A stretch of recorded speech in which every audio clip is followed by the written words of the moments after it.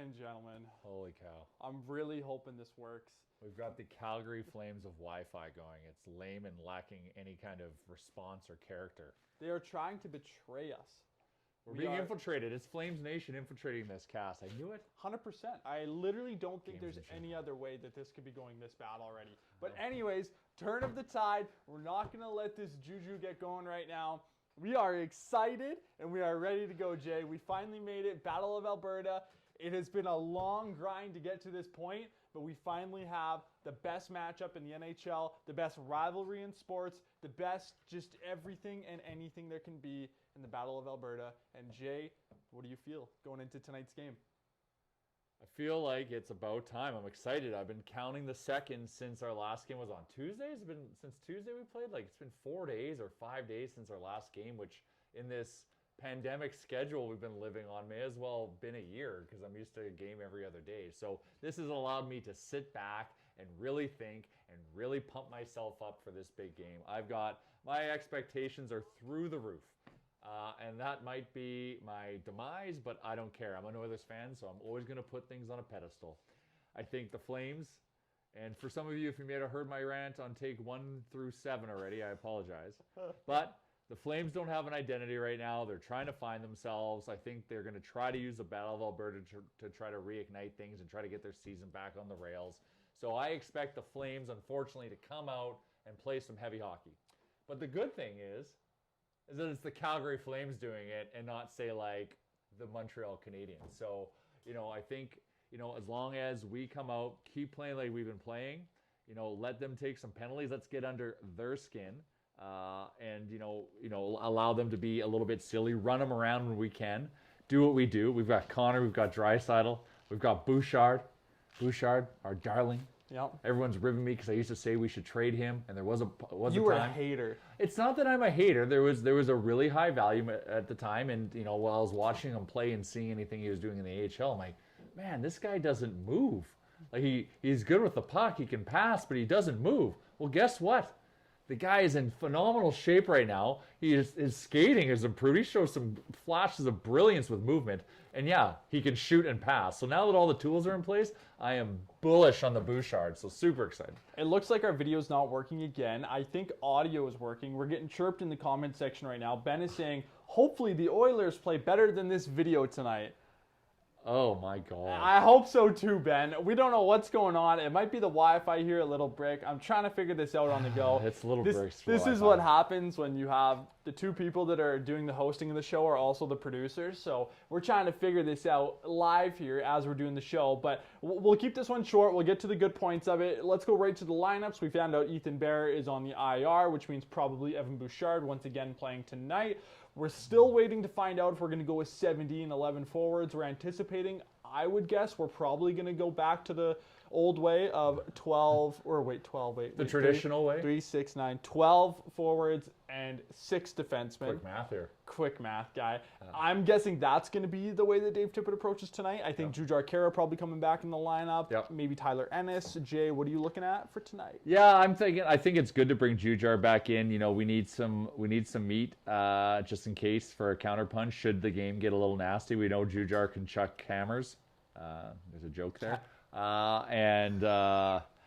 Cassie, and hopefully, what we saw there at the end of the Ottawa game, like hopefully the old Cass is back because we need the crazy eyes back. We need him going out there to be a force. We need him to go and, run a guy, but run the guy while he has the puck and not take a penalty. But we need to be shot out of a cannon, and we need to establish that kind of presence that I hope they think that Calgary's going to be showing up with some physicality. So I think we need to set the tone and come out physical and make that first big hit. Considering the way that the Flames have started this season, I would say it's far from paradise, but there is a little bit of trouble in paradise right now. If you're a Flames fan, of course, we've heard the drama surrounding Sam Bennett. We don't anticipate him to be in the lineup tonight.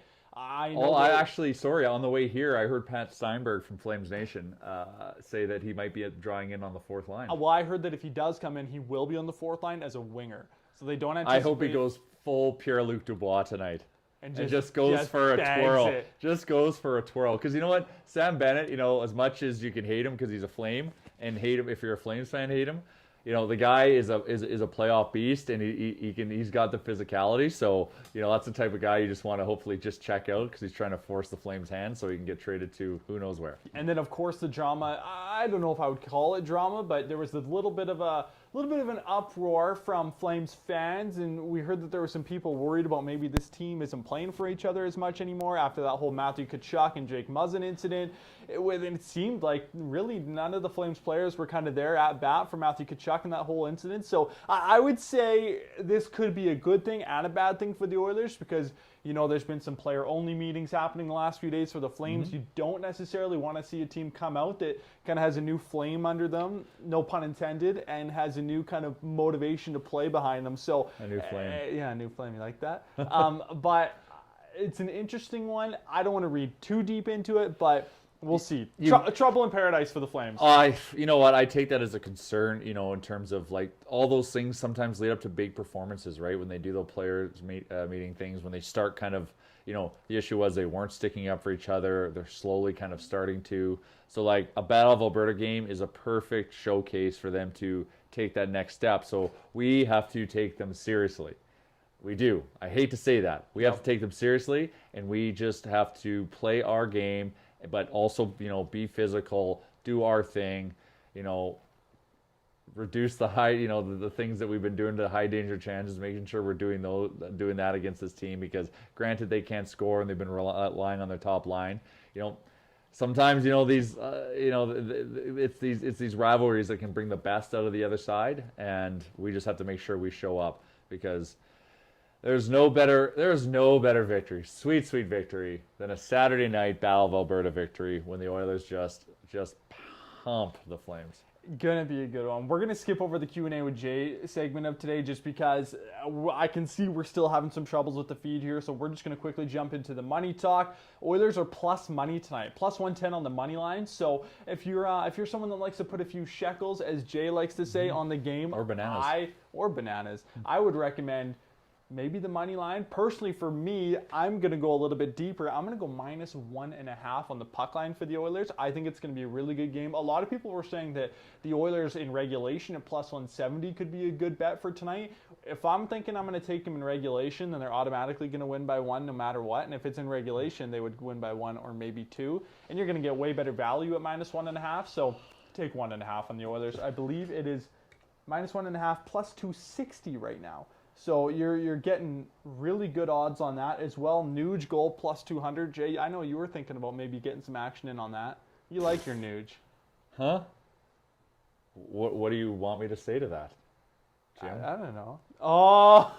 Nuge, love that it. Was love a good the one. fire. You scared me there. Love the fire. Put Josh on the spot there. Didn't know that was coming. Love the fire. That was a silly question. I love your response. Nuge, that tells me he is activated. He's dialed in. That means he's taking the game serious. Like, will Nuge fight tonight? I wouldn't. Well,